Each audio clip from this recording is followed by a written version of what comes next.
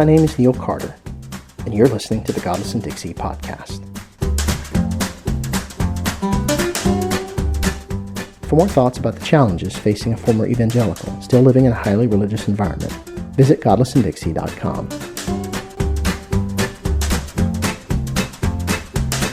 Why I broke up with Jesus.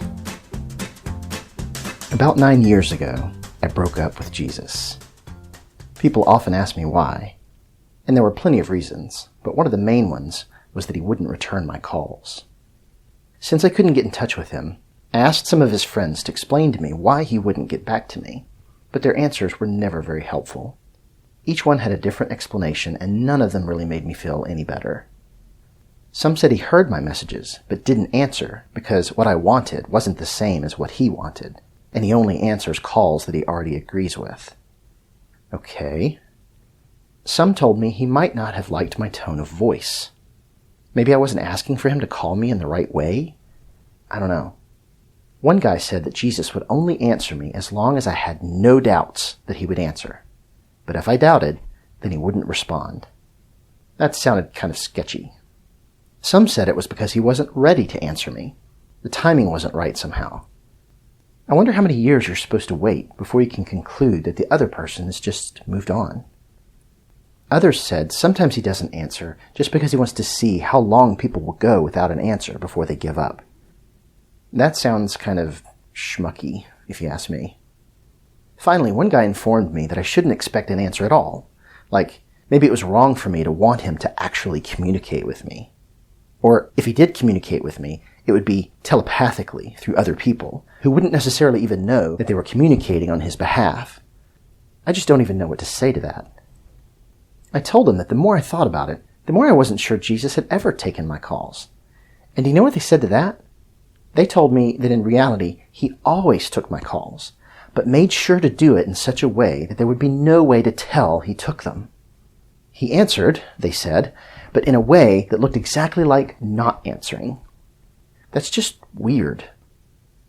This is no way to have a relationship. Even the way they got their explanations seemed suspicious to me. See, he never returned their calls either. Instead, they got their answers by reading his letters to them. Well, that's not exactly right either. He didn't actually write them. Friends of his wrote them about him, and they wrote their letters to other people anyway, so I guess that explains why my friends' interpretations of his silence were all so conflicting. So then I decided to go back and look at my albums to remember the better times I had with Jesus. That's when I noticed something surprising. He didn't actually show up in the pictures. Like, at all. At first I figured it must be because he was the one taking them, but then I realized he wasn't in any of them. Maybe he was just off to the side, out of view when all the shots were taken. That's just bizarre. The more I thought back over my times with Jesus, the more and more they seemed to disintegrate, almost like trying to remember a dream right after you wake up. It did really happen, didn't it? Surely it wasn't all just inside my head, right? Looking back at the long list of calls never answered, all the letters, neither written directly by him nor even written to me in the first place, and looking through all the pictures, seeing only myself at every turn, it began to look like I was having a relationship with someone who wasn't there at all. And then it dawned on me. If my relationship with this person was that spectral, virtually imperceptible, then what practical difference would it make to just let it go? So I did. And you know what?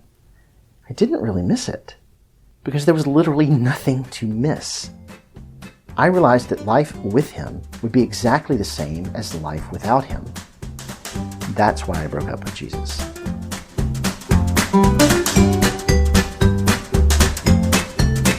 Thanks for tuning in to the Godless and Dixie podcast.